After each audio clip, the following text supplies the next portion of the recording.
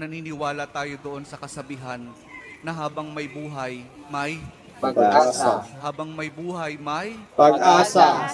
habang may buhay, may Pag-asa. pagsubok.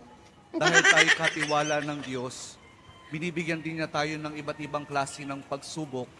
Kaya po doon sa pagsubok na yon, saka pa lang natin mauunawaan na talagang ang ating buhay ay mayroong, habang may Pagsubok. buhay mayroong, Pagsubok. habang may buhay may Pagsubok. pagbangon. Huwag niyong hayaan na kapag meron kayong pinagdaraan ng pagsubok, ay hindi kayo babangon. Kailangan meron tayong pagsumikap na pagtsatsagaan natin yung ating mga pagsubok na pinagdaraanan.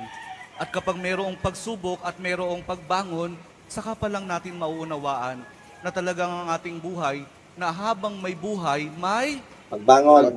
habang may buhay, may Pagbangon. pag-ibig. Ang pag-ibig na nagmumula kay Jesus lamang sa ating mahal na poong Jesus Nazareno.